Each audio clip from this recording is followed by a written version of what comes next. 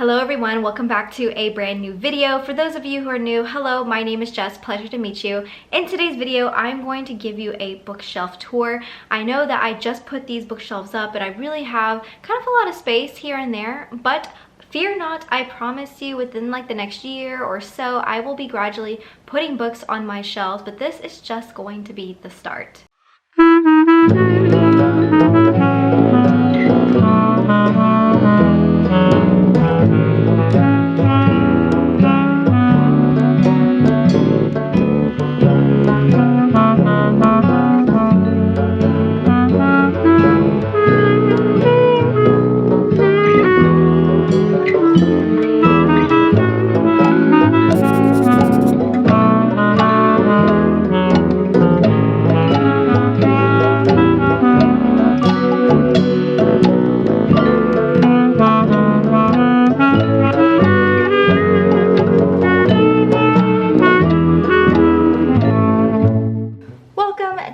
Romance shelf. This is one of my top shelves. I love this genre specifically so much because you can never go wrong with the different types of tropes, whether it's fake dating, enemies to lovers, close proximity. I mean, you name it, I pretty much almost have it, and I love every single one. Like with romance specifically, like you can just never go wrong, and it always puts me in an uplifting mood. But I do want to start with book number 1 by Kevin Kwan. Book number 1 also is in the same world as these two books, which you may have seen these. This is from the Crazy Rich Asians trilogy, but I don't have book 1. I have given that to one of my family members, so I need to repurchase it. But I have book 2 and book 3. Book 3, however, Rich People Problems, I have not read yet, but I have read China Rich Girlfriend, along with Sex and Vanity. It's in the same world, just different characters. However, a few characters from this series are present in here every so often, and I really love this series. I think Kevin Kwan just does an amazing job with giving like a regular schmegular person like me the insight into how the wealthy people like of this world just live, and their drama and things that happen that are just so extreme. He also has a quirky and comical way of writing with these little like footnotes, and I just find it so hilarious because it doesn't really necessarily take you out of the book. It's just extra detail that you never knew you needed, and you can find yourself just like outwardly laughing at all of the characters and their crazy lives and all the events that happen because of all the drama that just constantly ensues. But with this book, I really love this book because of how the cover just really shimmers. I got this from Christmas for, I think, well, let's see, last year, and then it was for my mom.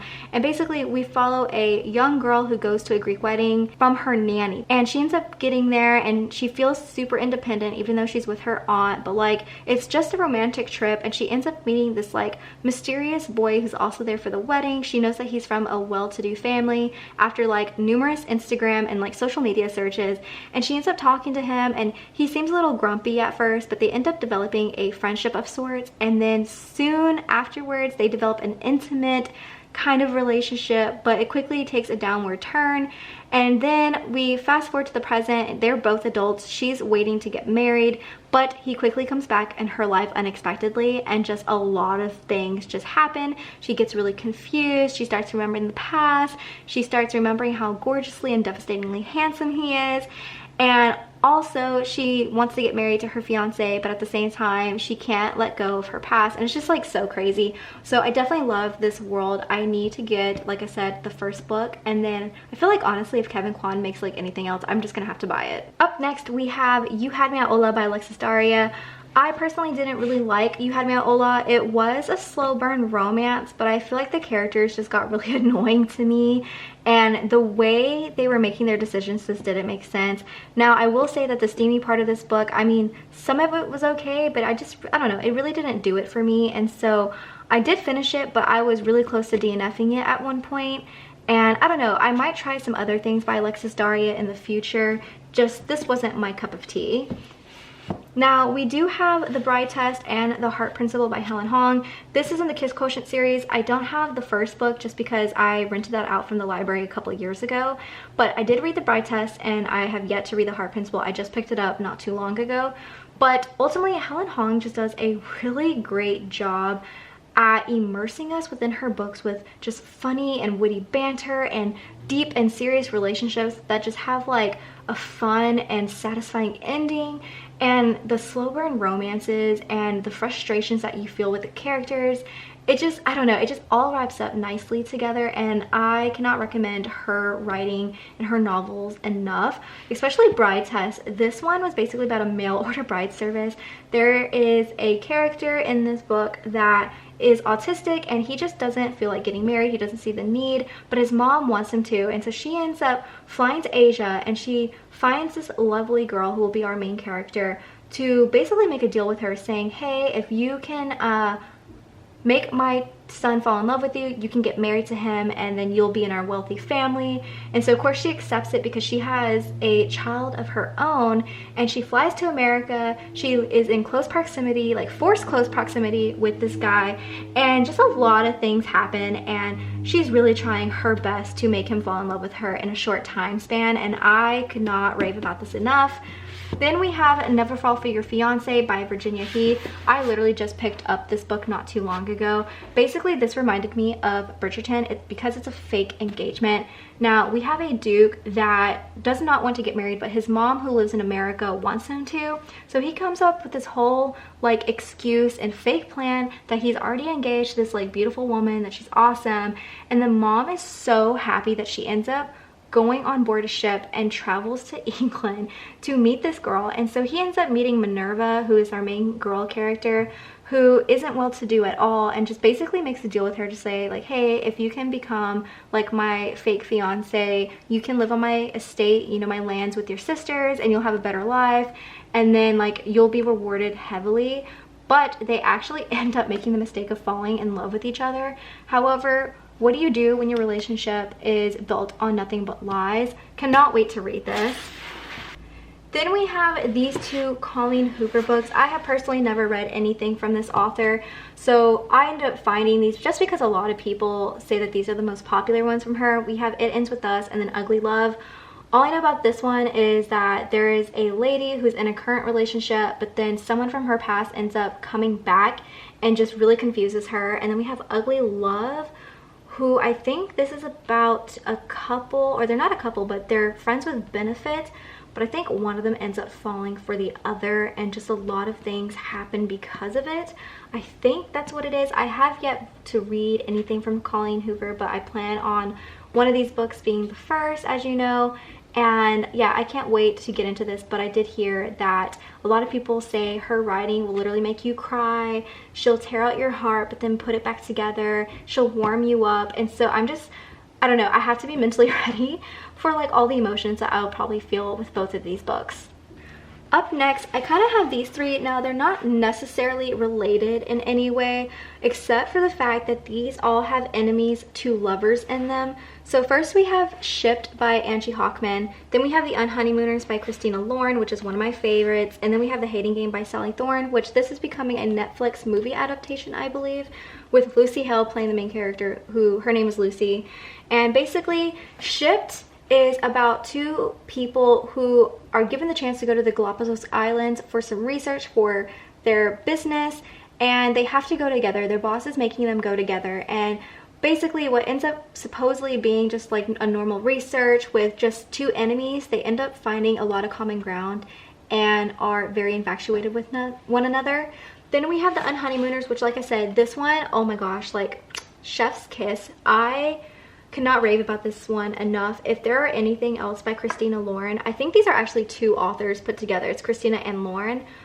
This right here, oh my gosh, you guys, it's set in Hawaii for the most part of the book. We have two enemies to lovers that basically go on a honeymoon, and they're pretending to be married because their brother and sister, who were supposed to get married, well, they did, they ended up getting food poisoning at their dinner reception, and this was a free vacation, and so they just basically told them like, hey, just pretend to be us, you'll have a great time even though you'll like hate each other. And of course they go, but they end up finding more about one another, and they just don't really hate one another. And then this is like a slow burn romance. I really don't want to say too much, but this is so funny, you guys. I laughed so much because the characters' witty banter back and forth is just so spot on. Like, I would say some of these tabs are just parts where it's just so funny, like I just want to go back and reminisce. And then we have The Hating Game by Sally Thorne. This one, just like Shipped, is basically about two people, they're executive assistants, and they're up for promotion, but only one of them can get it, and they end up in the hating game, essentially, where they're just like trying to put one another down. But because they get to know each other a little bit more, their feelings start to develop, and they start, instead of hating one another, start liking one another. And I cannot wait to read this. I'm definitely reading this before the movie comes out. That way I understand the book before the movie. That is my ultimate goal. Next up, we have Get a Life, Chloe Brown, The Bookshop of Second Chances, Simmerdown by Sarah Smith, and then Passion on Park Avenue by Lauren Lane. So out of all these books, I've only read Passion on Park Avenue. This is the Central Park Pact series. This one is so cute. We basically follow main character Naomi, who really built herself up from having nothing, absolutely nothing, to a jewelry empire. And when she's trying to move into a very well-to-do place, she ends up meeting Oliver, who Oliver is just not your average guy. She doesn't really like him. She doesn't find him charming. And he just has a lot at stake with her because he and his family are on the board of accepting her into this apartment. And basically they are kind of enemies in the beginning a little bit, and then they kind of dive into a friendship and so on and so forth. I personally really love this book. I cannot wait to pick up more from this series, and this author's writing is just spectacular. Then we have Sarah Smith's Simmerdown. The only thing I know about this book is I believe the main character has a food truck. She has a well-to-do business, and then this guy comes with his food truck and he seems to be doing well, and she's like, wow, okay, he wants a competition. But when she sees him, she doesn't realize how devastatingly handsome he is, and they end up kind of on a friendship relationship journey. And all I know is that I'm going to love this automatically because it deals with food. I'm such a foodie, especially when it comes to books, and I cannot wait to read this. I'm pretty sure this is going to be a very quick read. I'll probably finish this honestly if one sitting, if I give myself the chance.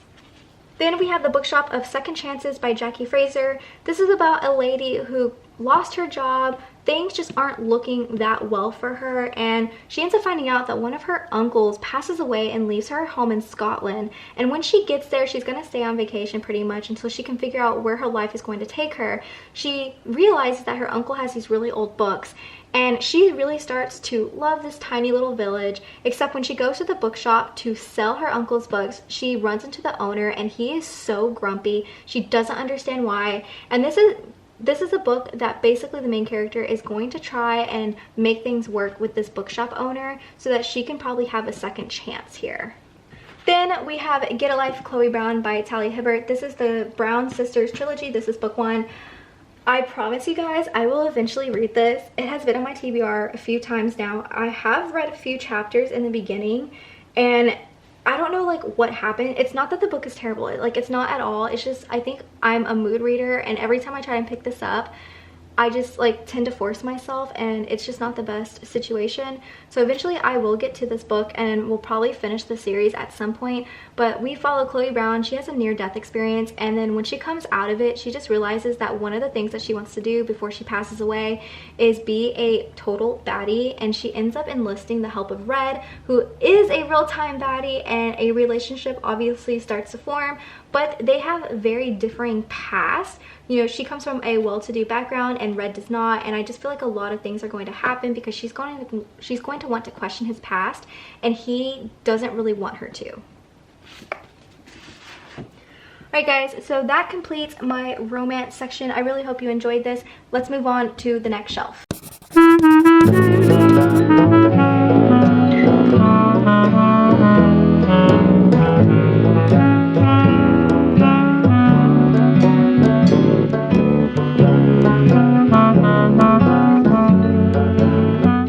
Welcome to my next bookshelf.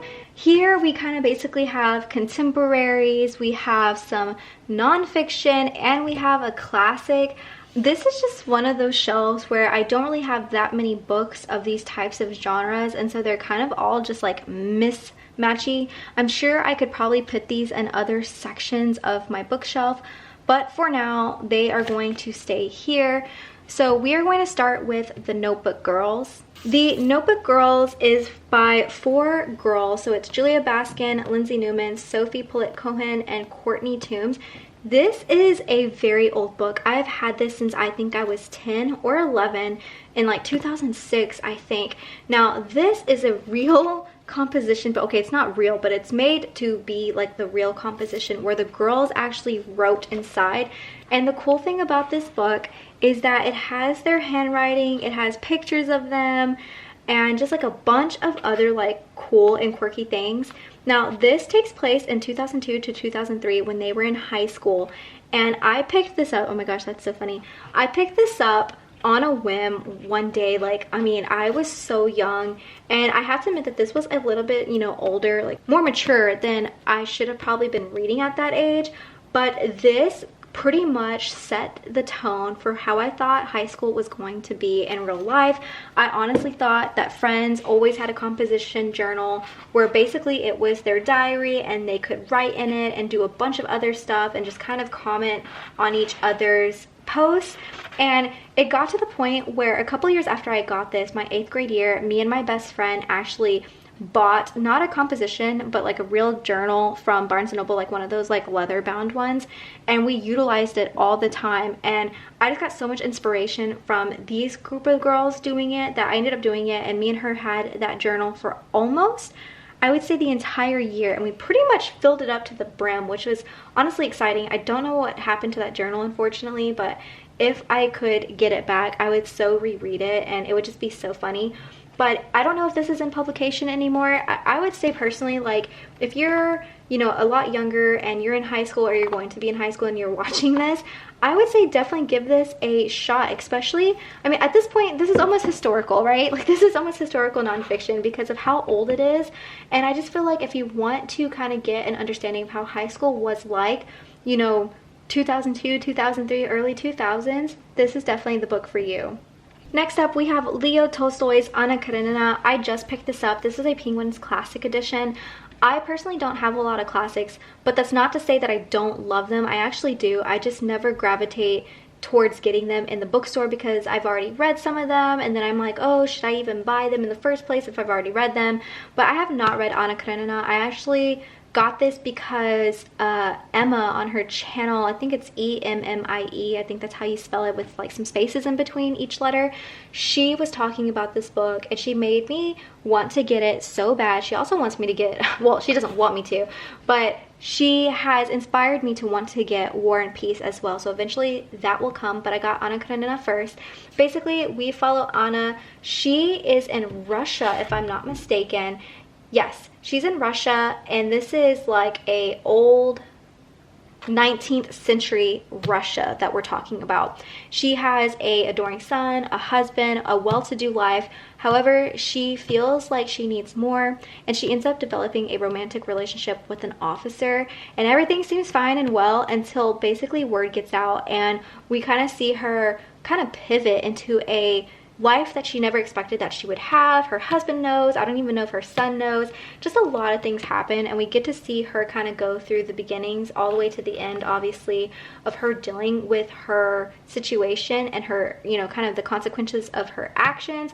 Cannot wait to read this. This is definitely a hefty book though, so yeah, I don't know if I'm going to read this in one setting or if this is going to be a book that I will read over a period of time, but nonetheless, can't wait to read it.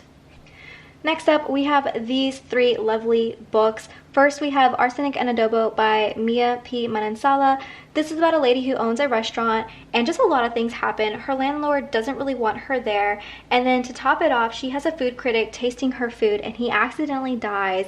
Now, the thing is, this food critic is also her ex, and so police are investigating her, and her landlord already wants her out, so this is just like the perfect like icing on the cake, and she basically goes under investigation to figure out who actually killed her ex and like why at her restaurant and so on and so forth. But again, like I said, I'm such a foodie, so I cannot wait to read this. And plus, look at this cute little wiener dog. I mean, yeah, what's not to love with this? And plus the little, like, you can't really see it, but there's a little poison bottle right there. It's so funny. Next up, we have It's Not All Downhill from Here by Terry McMillan. I've never read anything by this author, and the reason why I picked this up is because of the synopsis. So we follow a 68-year-old woman who has a beautiful life. She has a beauty empire. She has close family and friends. You know, she's very healthy. However, someone ends up dying that's really really close to her, and it kind of hits home, and it changes her perspective on life. You know, she's getting up there in age, and this is at the point where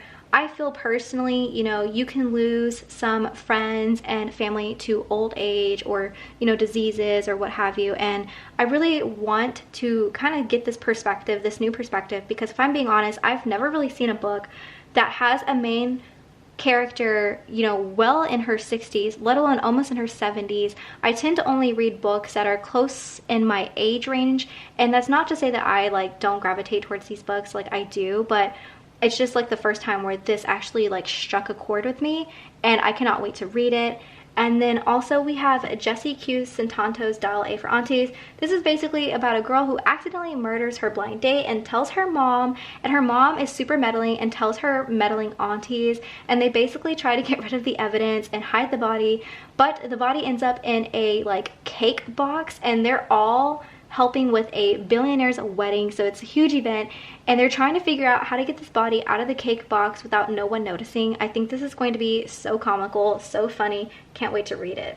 Next up, we have The Glass Hotel by Emily St. John Mandel. I really loved this book. This is about a guy who runs a huge Ponzi scheme and ends up getting caught. And then we have another character named Vincent, and basically there are a lot of POVs in this book that either are in the same room as Vincent or in the same room as Jonathan, and it's just a really whirlwind of a ride, and I cannot recommend this book enough. It's really complicated at first to understand, just because we have not only many different POVs, but then we have a huge timeline. We have Vincent, the girl, like from childhood to adulthood. Then we have Jonathan and like the beginnings of the Ponzi scheme towards the end, and then him being in prison for it. And we're just trying to figure out how and why and what occurred with this Ponzi scheme and why Vincent's involved in the first place, because really and truly their paths don't cross for a long period of time, and you're just kind of wondering like, what is going on? Why is Vincent and him even like a thing in the first place? And I just feel like this book took my breath away. Honestly, I'm gonna have to pick up more works by Emily. I mean, she just writes in a way that melts my heart, and honestly, this might be a book that I might reread in the future. That's just how good it is. Next up, we have Susanna Clarke's Pier. She's also the author of Jonathan Strange and Mr. Norrell. I've never read that book, but I plan on doing so. Basically, Pier is about Pier, who lives in this huge, infinite, like, roomed house, or palace, if you will. And there is a person called the Other who visits him twice a week for research purposes. And eventually, Pier, like, his ultimate goal is just to go through this entire house because it's infinite, it's huge, and he wants to map and track down everything. There are even tidal waves, for crying out loud, in this house, but he's able to time them, so he's not like really afraid to explore. However, on one of his days of exploring, he sees that there's possibly another person that lives in his house, and he's trying to get to the bottom of it. And the plot twist of this book just literally was everything. It gave everything. I was so confused in the beginning at first of this book, but the world building and just the way Pier talks to you, it's just so phenomenal. It's breathtaking. I highly recommend it if you haven't already read this. Up next, I'm going to pull out a couple of books. We have The Miniaturist by Jessie Burden, and then we have The Bookshop of Yesterdays by Emmy Meyerson. Now, I read The Miniaturist a long time ago. I mean, it's been several years ago since I've read this. But basically, there is a lady who gets married into a family, and it's not all that they seem, and she gets the gift from her husband of a miniature house that looks exactly like theirs. But the thing is that there are some parts of this house that move without her knowing, and it depicts a picture that she doesn't realize yet is happening right in front of her eyes.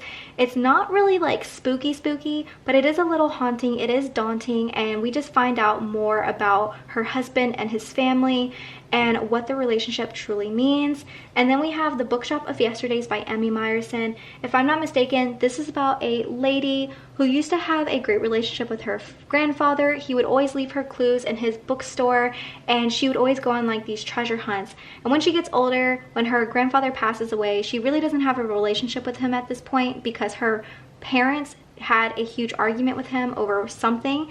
But when she becomes an owner of his bookstore, he's in crippling debt, and she's trying to figure out the best way to save his bookstore. But she ends up finding one last treasure hunt that he left for her, and honestly it is so stunning. I cannot wait to read this. This is definitely going to be one of those like contemporary, like magical books. I just know that will be rent-free in my head forever and always. First we have Gail Honeyman's Elephant is completely fine. I have yet to read this. And then we have Sarah Penner's The Lost Apothecary. I read this almost a year ago and this book was just phenomenal. We deal with the little girl who is just kind of coming of age, but she meets this lady who owns an apothecary for women specifically, trying to kill their husbands or their partners, their loved ones that commit infidelity crimes. And it is such an eye-opener. It's definitely something that I never knew I needed in a book, and Sarah Penner just does an absolute job at describing this place and the world building and just kind of in the mind of a child. Like, it just really takes me back into the thought process going on when I was at the character's age, and cannot recommend this enough. Next up we have In 5 Years by Rebecca Searle and Ghost by Dolly Alderton. This book really did not do it for me. I don't know if I'm going to unhaul this or like what. I really don't want it on my shelves.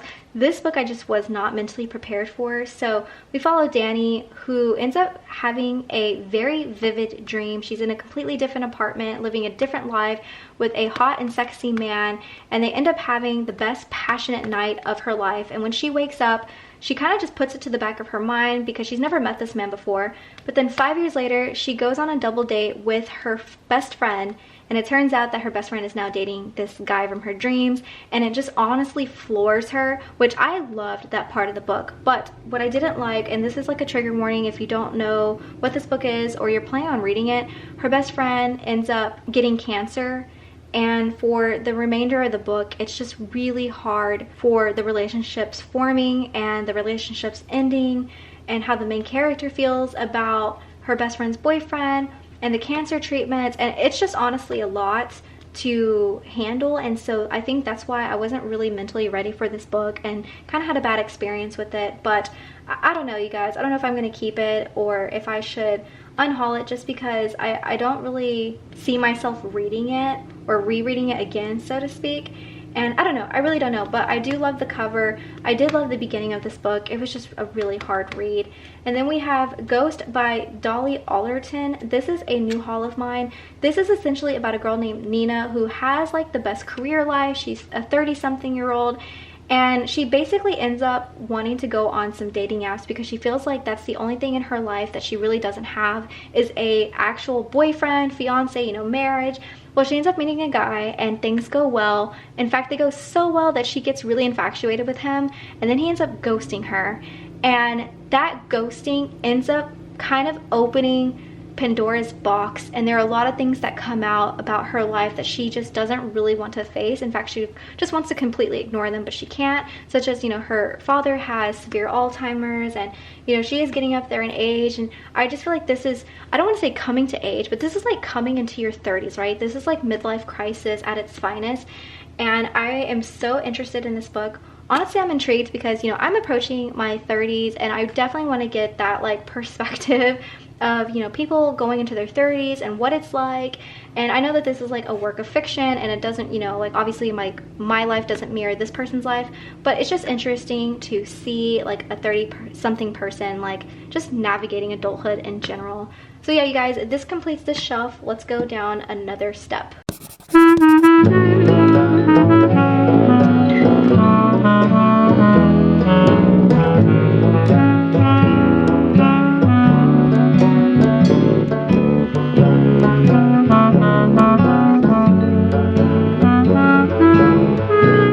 Alright guys, this shelf houses a lot of my fantasy books. We have Midnight Sun starting it off. This is Edward's point of view in the Twilight Saga. Then we have Tomi Adeyemi's Children of Blood and Bone. This is book 1 actually in a series.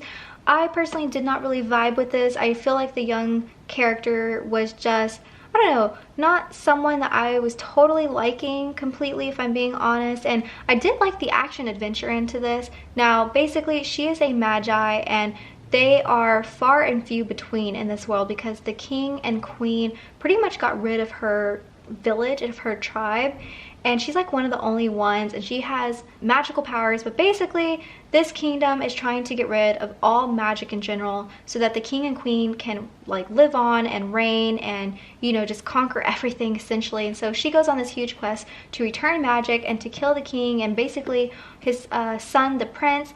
And at the same time though, a princess, the princess of the king and queen, escapes. She meets Dolly and she embarks on the same journey. But the prince, her brother, thinks that Dolly kidnapped her and so is on a quest himself. And when he eventually meets Dolly, both of them are not who they seem to be, which I really liked that aspect. Some romance involved, and then the ending was kind of crazy, but I don't know if I'm going to pick up the second one. I do love this book, however. I feel like the cover is honestly stunning. And then we have this map of the world in the beginning of the cover, and I really love books that have really detailed maps like this. It just makes it more believable and like as if I'm like there in real time.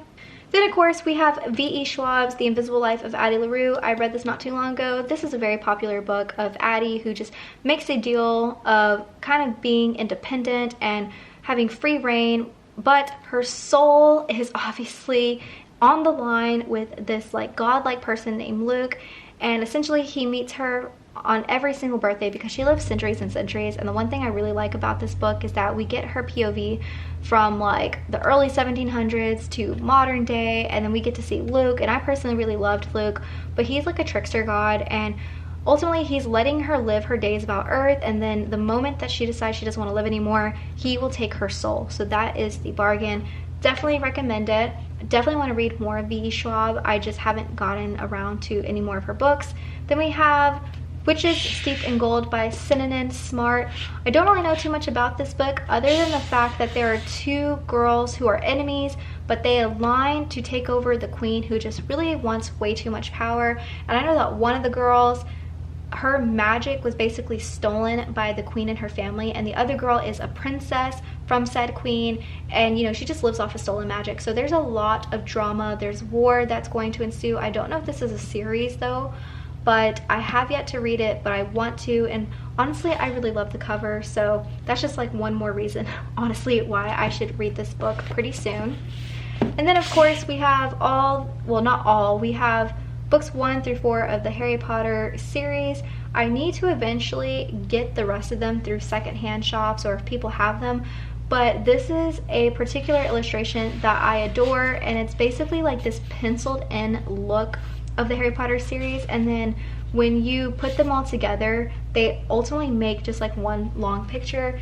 But as you can tell, I bookmarked it. I was trying to reread it, and then this was actually a few years ago, so like 2018, 2019, and then I just stopped. I don't know why, but eventually I will recontinue that because I do like and love the Harry Potter series, always have as a child, but I need to get the rest of them through secondhand, so it might take some time. And then of course we have Leigh Bardugo's We Have Six of Crows and the Qriket Kingdom. I don't have the Shadow and Bone series. I have not started these, and the reason why I haven't started is because I am waiting honestly until my memory fades just a little bit more. I don't even know if that's possible because I watched the Netflix show, and I know that Six of Crows and Shadow and Bone are like combined or something like that in the show, and I watched it not too long ago, so it's still very fresh in my memory, and I'm just trying to like, you know, put that to the side as much as possible before picking this up. Like I really want to like not remember the characters and associate them with this book. I just am one of those people that if I watch a TV series or a movie before reading the book, I most likely will have a bad experience reading, and I don't really want that. So I'm really trying my best to just like put some space between me watching the show and me picking up this book series. Next up, we do have A Discovery of Witches. This is just the entire trilogy, and then we have Times Convert that is within the same world. As you guys know, this has a very special place in my heart, and so that's why it is here.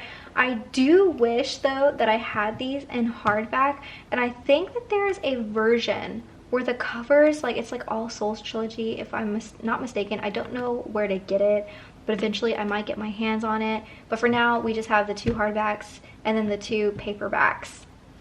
Alright guys, we are pretty much at the very end when it comes to this part of my bookcase. So we have Amanda Harlow's Consensual Hex. hate this book, and I cannot wait to unhaul it eventually. But basically this deals with a lady who goes to college. She meets a group of friends and they become a coven, and one thing leads to the next, and basically there is a guy who is in her head that raped her and other people. And I just did not like this book. A lot of trigger warnings, and on top of that, this book is based off of real people in her actual life, and I just can't get behind that, especially when the characters were depicted so not in the best way, I would say. So can't wait to unhaul that. Then we have A Master of Jinn. This is by P. Jelly Clark. As you guys know, I just read this. Cannot rave enough about this. This is a historical fiction set in Cairo, Egypt. We have jinn, which are genies. We have steampunk involved. And basically our main character, Fatma, is a special agent for the Paranormal Ministry Department. And she is tasked with figuring out who murdered a secret brotherhood dedicated to Al-Jahiz. Al-Jahiz is the person who basically brought magic and other creatures from another realm, and then he ended up disappearing. But there's a person that's pretending or says that he is, you know, obviously Al-Jahiz. And so this whole time, Fatma is trying to uncover if the imposter Al-Jahiz is real or not. And I just loved this book. The world building was spectacular. P. Jelly Clark just has a way with writing words and just the world building. Like, you guys, that really got me. Like, he hooked me. So I cannot wait to buy more of his works. Then we have Beast of Extraordinary Circumstances by Ruth Emmy Lang. This is about a guy who has extraordinary abilities, and this book is different because we get to understand him and his relationship with another person through the different eyes of people who have met him. And I have not read this yet. This was on my November TBR, but I didn't get to it, and I cannot wait to actually read it. I will eventually do so. I just heard so many great things about this, and like, definitely just like a magical setting, and I just love the fact that we get to know a person through other people's POVs. Up next we have House of Hollow by Crystal Sutherland. This book was so phenomenal. If you hear Hercules, yeah, he's barking at whoever outside. But anyways, this book was crazy but phenomenal. We followed three sisters who, when they were children, they disappeared, and when they came back, their complexion just completely changed. Their eyes, which were blue, are now black, and their hair is different, and just a bunch of things about them just ends up being so weird, especially when they're together. You know, a lot of people are infatuated with them, a lot of people are attracted to them, and they just have interesting magical capabilities. However, when the oldest sister, her name's Gray, goes missing, Vivi, the middle child, and Iris, the youngest one, embark on a journey to figure out what happened to their sister. And it ends up being that Iris finds out that maybe the story of their childhood disappearance isn't the exact story, or it's not true, and they end up kind of questioning Gray and what's been happening. And then of course we get to visit the place where they ultimately disappeared, and it is such a weird looking place. Like, this realm is like just literally, I mean, it's out of this world obviously, and it's just so crazy. And then the ending of this book was like, I don't even know, like it was just such a plot twist, I would say. In a way, I was not expecting it at all to go that way, but I was pleasantly surprised. Definitely will pick up more from Crystal Sutherland, especially if it's like written just like this. And plus, the cover is so beautiful, you guys. Yeah, this, I should honestly probably face it like this, but the blood and the ants just get to me every single time. Then we have some academic books. We have The Atlas Six by Olivia Blake, and then Lee Bardugo's The Ninth House. Have not read these yet. And then we have Shelby Mahurin. This is Serpent and Dove. I know that this is a series, and I think a book just got released in this series from what I know. I don't really know too much about it other than that a witch and a witch hunter are in a holy matrimony, and basically a stake and a match, a war, something's going to ensue. That's pretty much all I know about this series. I can't wait to actually read it though, and to get a huge understanding about what the rave is about this book, because so many people talk about it, and that's why honestly I bought it, just because I know that this is super popular and I'm pretty sure I will love it. I tend to love and gravitate towards fantasy, and a witch and a witch hunter and a marriage, I mean, that's what holy matrimony is. I don't know how that's going to go. We are going to conclude this side of the bookcase, and then we're going to go to the next side. Alright guys, we have made it to the top of this shelf. Honestly, there's not much going here, but eventually I want this to be a Court of Thorns and Roses series. the Crave series, the Invisible Library series, and maybe some other series. So eventually this will be taken over by fantasy series, but this is the Crave series. So we have Crave, Crush, Qriket. I think there are 2 books that Tracy Wolff is working on right now that will be released sometime in the future. I really love this series. If you love Twilight, you'll definitely love Crave. This is a paranormal romance set in a dark academic setting in a boarding school in remote Alaska, and we follow Jackson, who is a very old vampire, but of course he's stuck in a teenage body, and we follow Grace, who is a mortal, and they become, you know, very strong together, and their romance is so steamy. This is YA, so it's not like steamy like chili pepper steamy, but it is steamy nonetheless. And then we have A Court of Thorns and Roses by Sarah J. Maas. This is a huge series. I just finished ACOTAR, and I personally loved it. Cannot wait to read A Court of Mist and Fury. I heard that that one is like by far the best book in everyone's eyes, and they say that like you may think this is steamy, but the next book is going to be steamy. But in this we follow Feyre. She accidentally, okay, not accidentally, but she murdered a fae. She went to kill a wolf, and it was actually a fae-like person, and so her consequence was that Tamlin, who is a high fae, ended up taking her to his estate. She will never see the mortal world again, and she'll basically have to live in his estate forever. But it ends up being that, you know, obviously he's handsome, he finds her sexy, and one thing leads to another, and they end up in a relationship. But then there is a queen that does want Tamlin for herself, does not like Feyre, and ends up doing a lot of crazy things to both of them. And of course we will see Feyre just ultimately being a badass, so can't wait to get Mist and Fury. Next up we have the Invisible Library series by Genevieve Cogman. This follows a spy of the library. Her name's Irene. Basically she just goes to different realities, different realms to pick up historical artifacts that really mean a lot to the library, and if she doesn't, you know, crazy things can ensue. A bunch of these worlds are filled with chaos, which means that, you know, obviously with chaotic realms a lot of things can happen. There's no order, and it's up to the library, her especially, to make sure that things are in order by taking these artifacts and making sure that they're preserved. So yeah guys, this is my current series shelf. Cannot wait to expand it. On the shelf we have more fantasy books, starting with Middle Game by Shannon McGuire. I love this book. We follow 2 twins, Roger and Dodger. One of them is great at like math and science and equations, and the other one is great at words and language.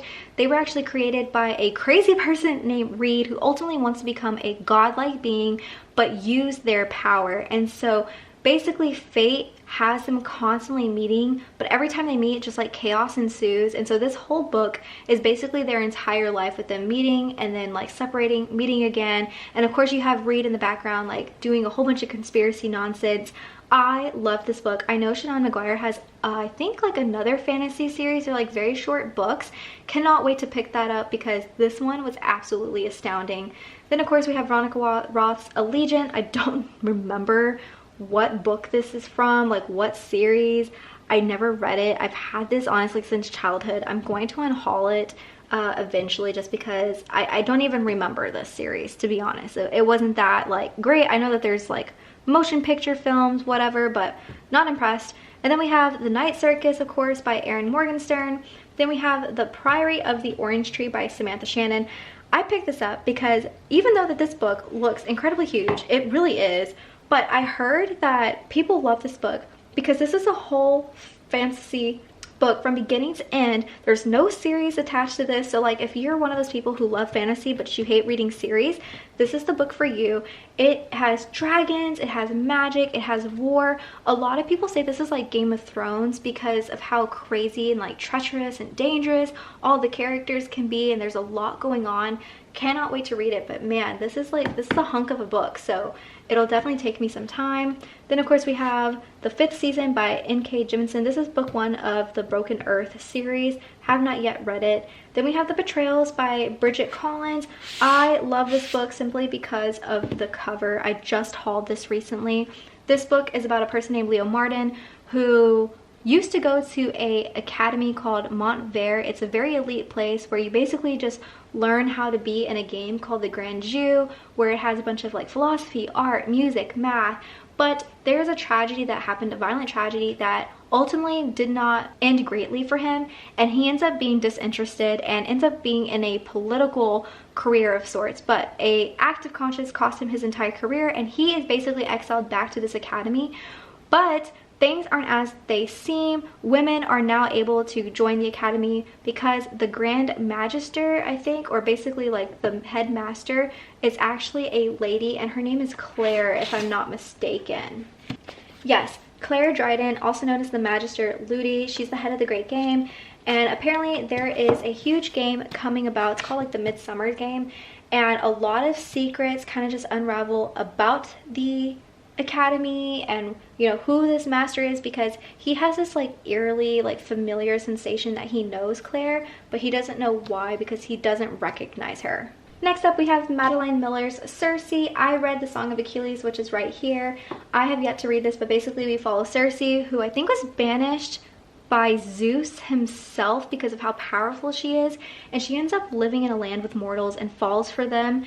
And I think this book is going to make her ultimately decide her fate, whether she should be with godlike people who she was born into or stay with mortals. I'm not too sure, but I think that's what this is going to be about.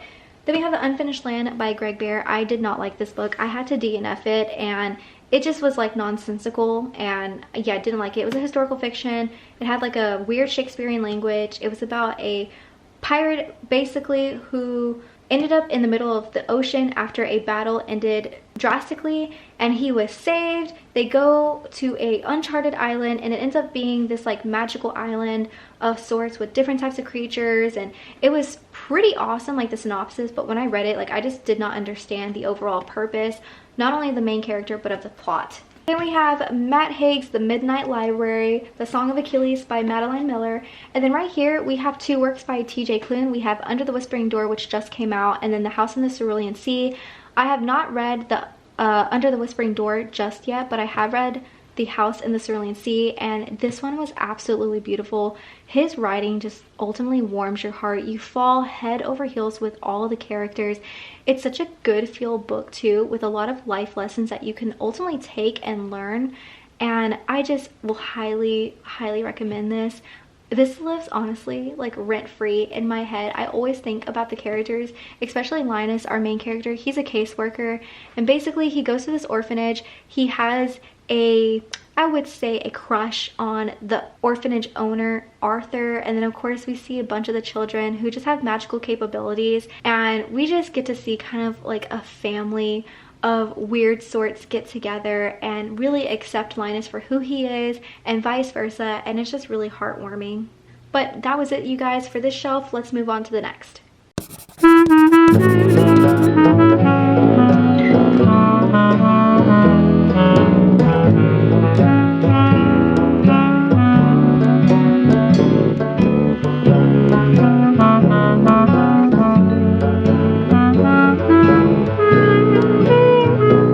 Next up, we have a bunch of fantasy, sci-fi, and then we have like mystery, suspense, thriller novels for the rest of this shelf.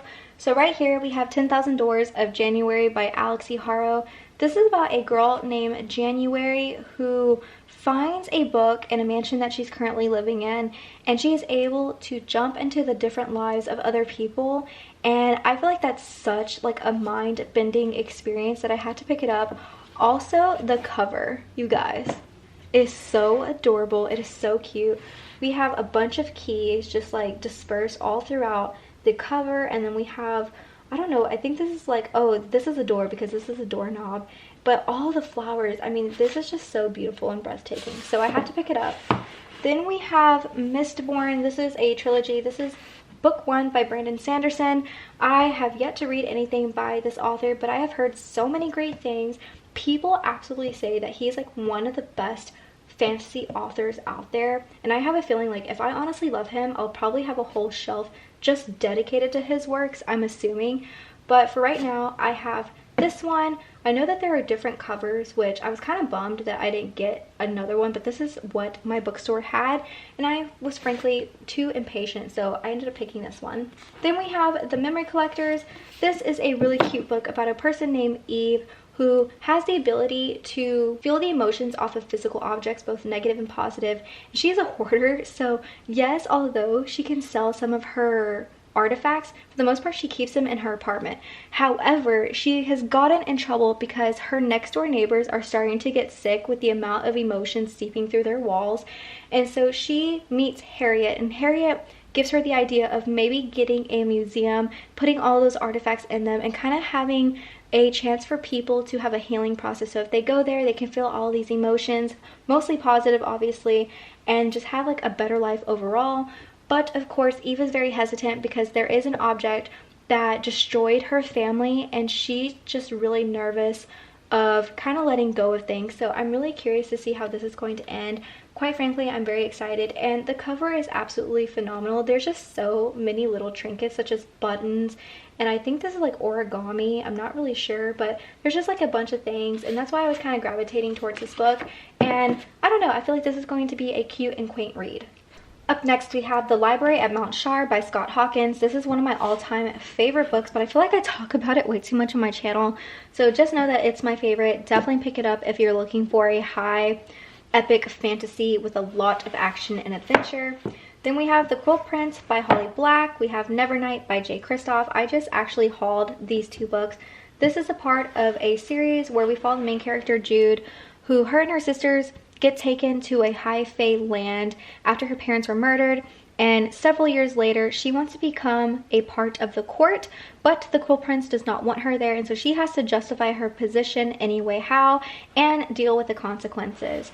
Now we have Nevernight, who we deal with Mia, who just basically gets, or she's trying to be inducted into a real assassin society, and she tries to do this after her father was executed as a traitor. Now this is a series, this is book 1. I cannot wait to read this. I hear so many good things about it.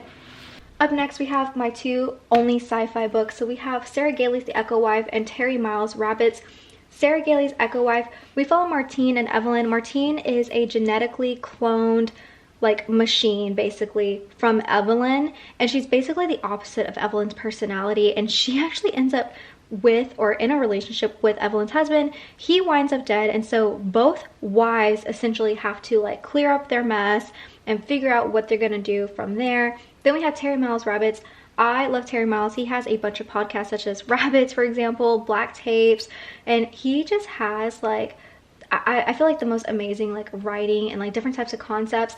I haven't read Rabbits just yet. I don't really know why I'm holding back, honestly. This is on my November TBR, but I didn't finish it, or I didn't start it, so sorry about that. But this one basically is about a game that we don't really know who the winners are, but supposedly when you win, you just get like either immense wealth or like a seat at the table, you know, like politic wise and just a bunch of stuff. But a lot of people can end up dying and disappearing, and we follow Kay, who basically thinks she met the previous like winner, and he ends up dead, and so she tries to join the game to figure out what happened to him. Up next, we have Hostage by Claire McIntosh. I have never read anything from Claire, but I was very like interested to see what this book was about. Basically, we have a flight attendant who has a daughter, I believe, and she is on a plane from Australia to London, and she gets a mysterious note from one of the passengers saying, hey, basically I am going to like murder everyone on this plane, or you can save your daughter. And he basically has like blackmail on her. So this whole book is about her making the decision whether or not to obviously save her daughter and her family or save everyone on board. I just find that so fascinating. Definitely a huge thriller, and I cannot wait to read this. Then we have The Maidens by Alex Michaelides. I just read this. Honestly, hands down, loved it. I know that this was like a hit or miss with a lot of people, but this basically is a dark academic setting set in Cambridge. We have a bunch of murders on campus, and this is also in the same world as The Silent Patient, which I have not yet read, but I plan to do so in the near future.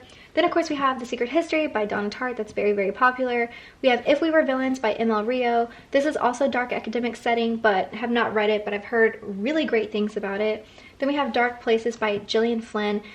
I kind of like this book. It was gory and gruesome at some times. Like sometimes I would have to put this book down. Overall, I think I thoroughly enjoyed it. I definitely am interested in picking up more Gillian Flynn books in the future. I just think that like the ending was not what I expected in like the best way possible. And so that's why I really am like wanting to continue with like Gillian Flynn and her writing, just because I feel like this was a great entryway into her writing and if I liked it or not. And of course I did, and the story was thrilling, but again, like some parts weren't satisfying, but the ending definitely was. Next up we have Jennifer Weiner's That Summer and Lisa Lutz's The Swallows. The reason why they're kind of like this is because I plan on unhauling these.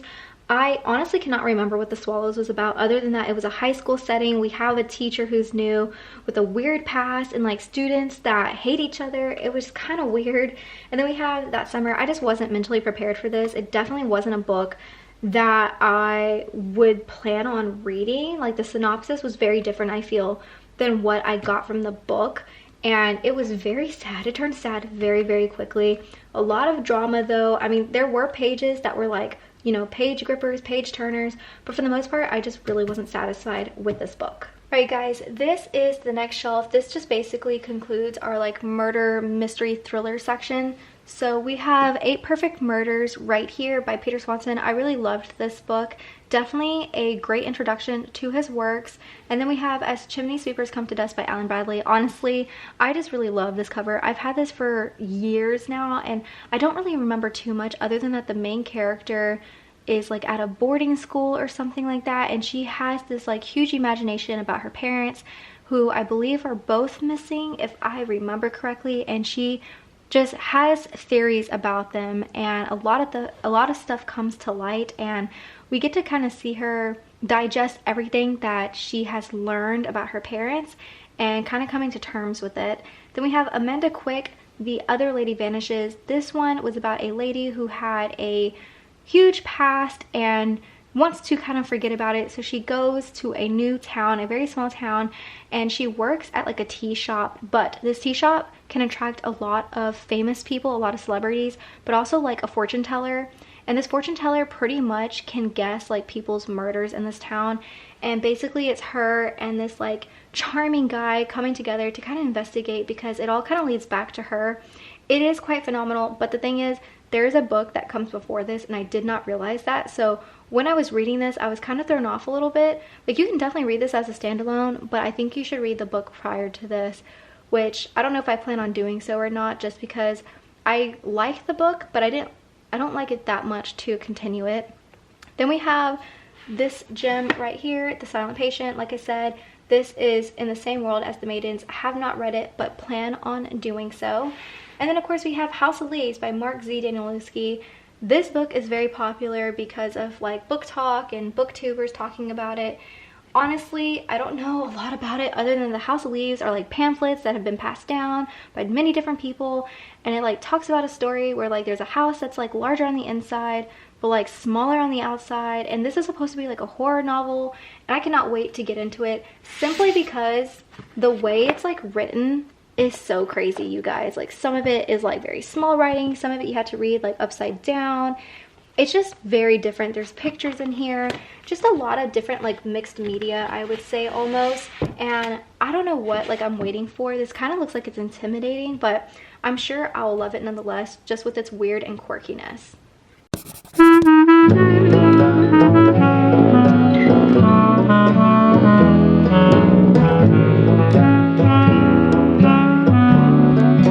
We are at the very last shelf of my bookcase. So to the left we have The Complete Fiction of H.P. Lovecraft. This is actually Alex's book, but this is where its home has officially been laid, and I plan on reading some of the works, but for right now it's just been sitting here. I ended up moving the camera because these are kind of hard to see, but these are a lot of my horror novels. So we have Grady Hendrix, The Southern Book Club's Guide to Slaying Vampires. Have not read this. I heard it's very good though. I heard that it's absolutely stunning, very spooky, all the horror vibes, and I think it can be quite comical. But if I'm not mistaken, we follow just like a middle-aged wife who's in this club and they're slaying vampires for some reason or another. Then we have Lee Mondello's Summer Suns. I think this cover is absolutely phenomenal. In this, we follow one person really, but we follow Eddie and Andrew, yes. Now, Eddie and Andrew, they did everything together, but Eddie left Andrew for Vanderbilt, and 6 months later, it looks like Andrew was going to join him in Nashville, but Eddie dies of an apparent suicide. And with all of that, basically a lot of things come to light about his past and his upbringing, and it's like kind of bloody, and there's just a lot of familial secrets that just get shown to the light. And honestly, this cover is gorgeous.